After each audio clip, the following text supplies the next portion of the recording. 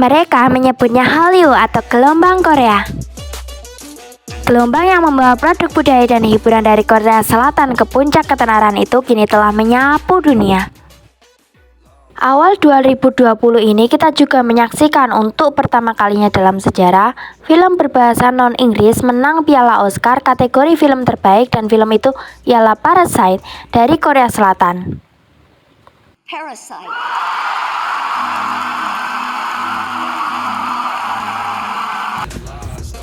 Bagaimana bisa negara yang dulu seperti Indonesia sempat dijajah Jepang dan terkena krisis 97-98 kini menjadi pemain utama industri hiburan di dunia? Jadi pada tahun 1963 sampai 1979, Korea Selatan dikuasai rezim militer otoriter yang mengandalkan industri berat seperti otomotif, kimia, dan elektronik. Sementara itu, bisnis budaya dan hiburan sangat dibatasi hingga akhirnya tumbuh setelah keran kebebasan sipil mulai dibuka sejak awal 90-an.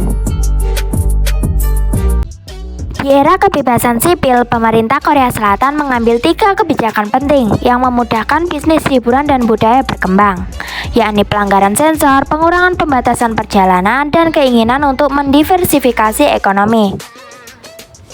Laporan Dewan Penasihat Sains dan Teknologi Korea Selatan yang bilang pendapatan film Jurassic Park setara pemasukan ekspor 1,5 juta mobil Hyundai. Hal tersebut juga menandai peralihan fokus pemerintah ke industri budaya dan hiburan. Tidak heran bila usaha memasarkan musik, drama, dan film Korea ke pasar internasional bisa dilihat akarnya di dekade 90-an. Grup Seo Taiji and Boys yang didaulat sebagai pionir grup musik pop Korea Selatan meluncurkan single perdananya I Know yang digandrungi anak muda pada 1992.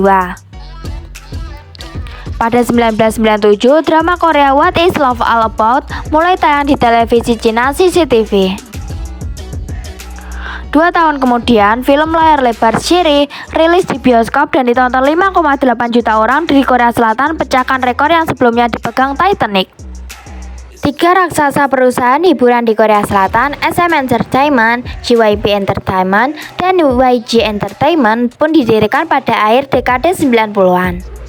3 perusahaan inilah yang kemudian melahirkan artis ternama seperti Girls' Generation, EXO, Big Bang, Blackpink, sampai Twice.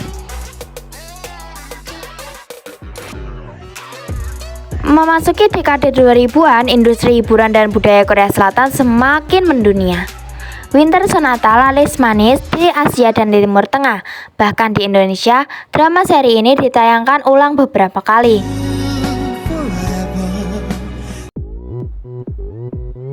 Pada 2012, Gangnam Style dari Psy jadi video pertama yang diputar lebih dari 1 miliar kali di YouTube. 6 tahun kemudian, BTS jadi artis Korea Selatan pertama yang mencapai peringkat 1 Billboard Artist 100. Dan untuk pertama kalinya, grup perempuan Korea tampil di Coachella, Blackpink. Apa sih yang membuat drama dan musik Korea begitu sukses di kancah global? Ada berbagai pendapat mengenai itu yang bisa dirangkum menjadi 6 hal. Yang pertama, film dan drama Korea menawarkan sinematografi yang bagus. Yang kedua, faktor dukungan pemerintah Korea Selatan. Yang ketiga, media sosial. Sebagai contoh, BTS jadi grup musik yang engagement-nya paling tinggi di Twitter. Keempat, faktor harmoni musik dalam K-pop yang punya daya tarik lewat paduan koreografi dan lagu yang catchy.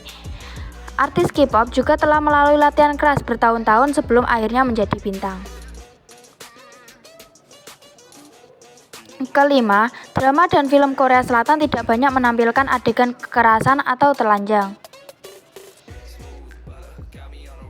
Faktor terakhir, produk hiburan Korea Selatan menonjolkan nilai-nilai keluarga dan cukup sensitif terhadap budaya dan agama negara lain.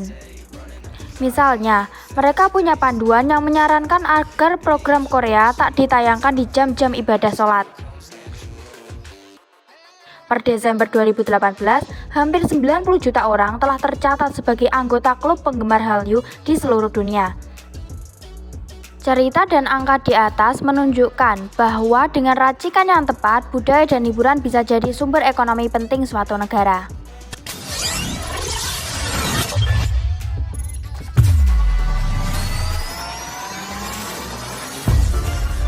Masuk ke analisis.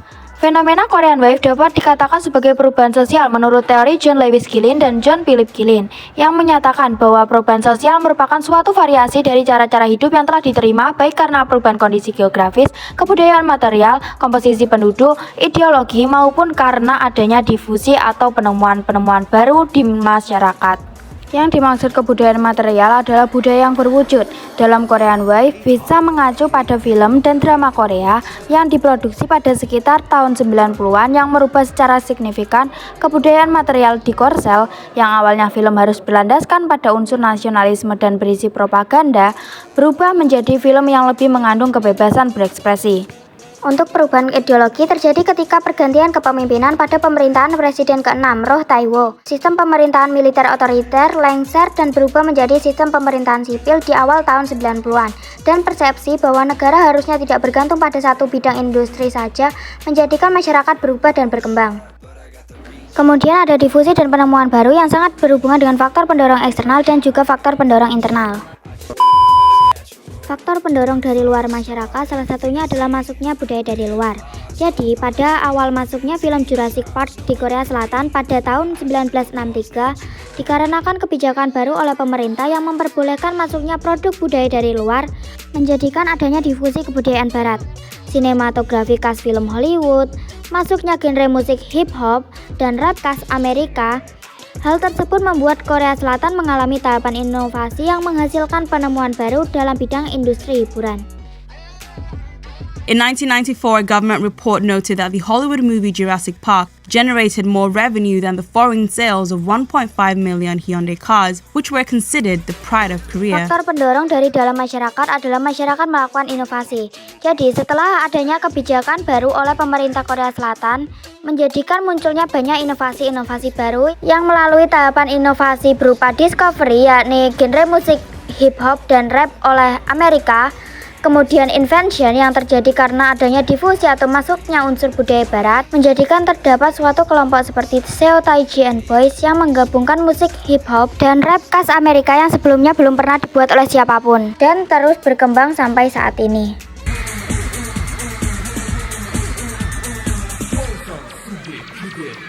Selanjutnya ada faktor penghambat, salah satunya adalah struktur yang tertutup. Bukan dalam konteks kasta, melainkan seperti di negara Cina dan Korea Utara yang sangat membatasi bahkan melarang masuknya budaya dari luar karena dianggap mengancam nilai nasionalisme dan kepatuhan pada negaranya.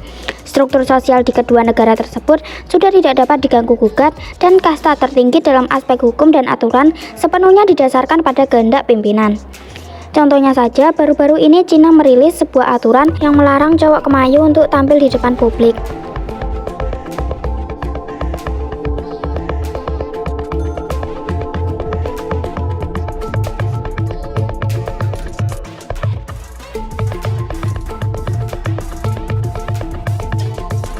Sifat inovasi yang secara umum terjadi dalam fenomena Hallyu ini adalah satu penemuan mengarah ke banyak penemuan lain. Tanpa adanya kebijakan baru dari pemerintah atau tanpa adanya idol grup Seo Taiji and Boys, mungkin industri hiburan Korsel yang sekarang ini tidak akan bisa kita kenal. Lewat inovasi tersebut dan perubahan persepsi masyarakat menunjang banyak kemajuan di bidang lainnya seperti banyak berkembangnya produk kecantikan, mengembangkan bidang kesehatan dengan praktik mempercantik wajah melalui oplas, dan lain sebagainya. Korean Wave juga termasuk ke dalam perubahan sosial linear yang mengacu pada perkembangan yang berlangsung secara terus-menerus dan progresif ke arah tertentu, tanpa kembali ke titik awal. Hallyu telah menunjukkan pola perkembangan yang terus meningkat sejak kemunculannya pada akhir 1990-an hingga saat ini. Popularitas budaya Korea telah menyebar dari Asia ke seluruh dunia, mencakup musik, drama, film, mode, dan makanan. Pengaruhnya semakin luas dan mendalam menunjukkan pola yang konsisten menuju ke arah ekspansi dan penguatan pengaruh global. Teori evolusi mengacu pada perubahan yang terjadi secara bertahap dan berkelanjutan dalam jangka waktu yang relatif panjang. dapat dikatakan sebagai teori evolusi karena sejak Hallyu mulai berkembang pada akhir 1990-an, popularitas budaya Korea termasuk musik, drama, film, dan produk budaya lainnya meningkat secara perlahan namun konsisten. Dan fenomena ini tidak terjadi secara tiba-tiba, melainkan melalui proses panjang di mana industri hiburan Korea terus berinovasi dan menyesuaikan diri dengan permintaan pasar internasional. Korean Wave juga dapat dikatakan sebagai perubahan direncanakan karena pemerintah Korea Selatan secara aktif merencanakan dan mendukung penyebaran budaya Korea ke luar negeri sebagai bagian dari strategi nasional untuk meningkatkan citra dan pengaruh global negara tersebut. Hal tersebut juga diimbangi dengan perencanaan pengembangan infrastruktur dan teknologi. Has high-speed broadband internet access. And as for wireless, well, from the highest point to the lowest point in the subway, the services and features are unparalleled. Just open up my phone. Korean Wave tentunya termasuk ke dalam perubahan progres, yakni perubahan yang mengarah pada kemajuan. Hallyu telah mendorong perkembangan industri kreatif di Korea Selatan, mulai dari musik, film, inovasi teknologi dan media digital, hingga mode berpakaian.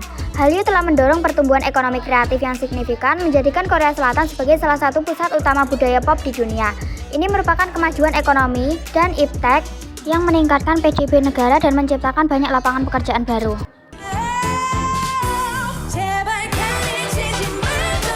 Kemudian berdasarkan ruang lingkupnya, Korean Wave tergolong ke dalam perubahan besar karena mencakup skala global. Korean Wave mampu mempengaruhi lembaga dan struktur masyarakat di suatu negara serta mempengaruhi ideologi masyarakat. Seperti bagaimana Korsel mulai menjadi industri hiburan, serta membuat idol K-pop atau aktris drakor menjadi patokan standar kecantikan. There's a Korean word for this global phenomenon, Hallyu, which translates to mean the Korean wave. Dampak positif bagi Korea Selatan dalam bidang ekonomi adalah peningkatan pariwisata, ekspor budaya dan produk, serta penciptaan lapangan pekerjaan. Fenomena Korean Wave yang membawa gelombang ketenaran drama dan musik ini pun perlahan menarik orang-orang datang ke Korea Selatan. Para fans misalnya, rela merogoh kocek untuk paket tur liburan supaya bisa nonton konser, membeli album fisik dan merchandise para idolanya, sambil plesir ke lokasi syuting film favorit. Dan merasakan jadi orang Korea dengan memakai baju tradisional hanbok, belanja di pasar kota, dan menikmati kuliner setempat. Have flocked to South Korea in recent years, attracted by the prospect of visiting movie and music video locations. Tidak heran bila sejak tahun 2000 angka wisatawan ke Korea Selatan terus menanjak.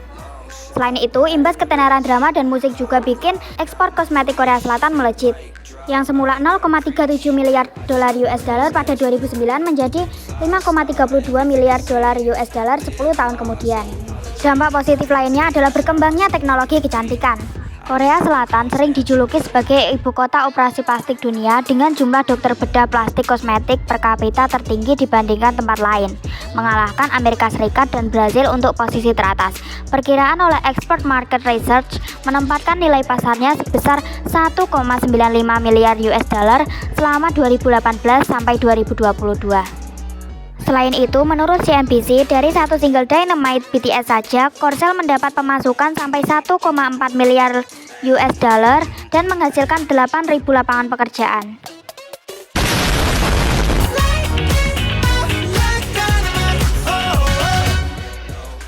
Selanjutnya ada dampak negatif. Yang pertama, obsesi akan standar kecantikan. Koreans are obsessed with beauty and all the plastic surgery and everything, and we feel like, oh, I'm never beautiful enough, so I have to fix this and this and this and this and my whole body probably like that. So that pressure is The brand's association with being skinny can be seen through this band guide titled BM Girls Ideal Weight Chart.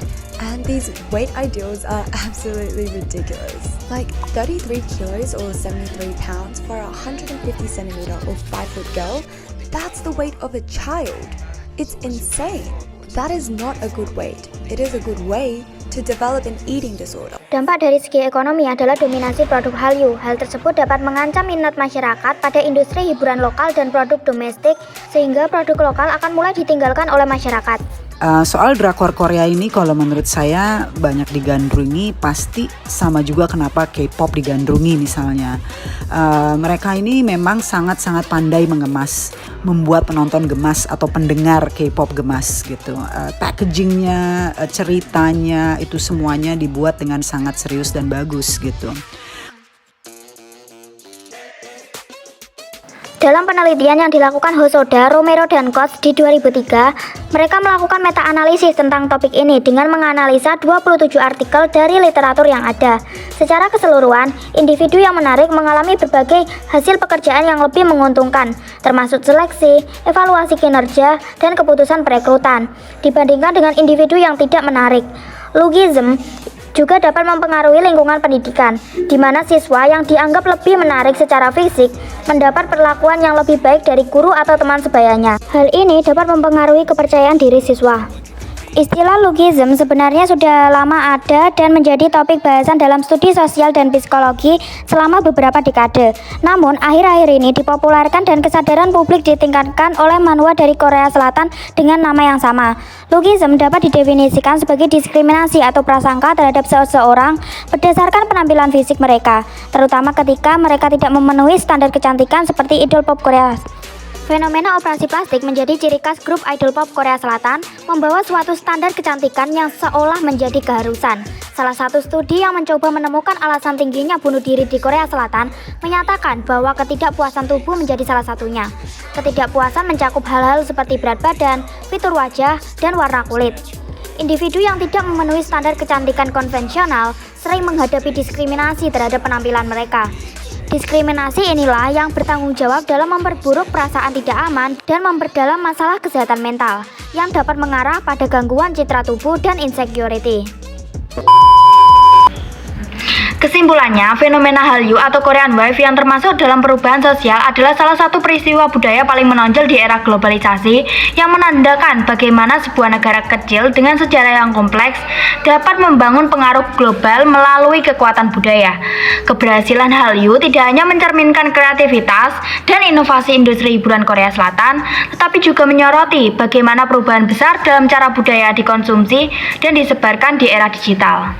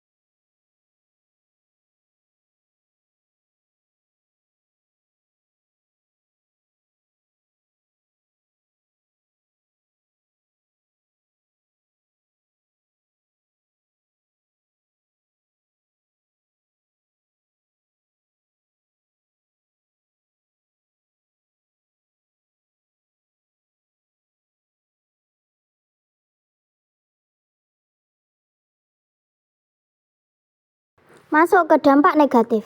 Yang pertama ada obsesi akan standar kecantikan.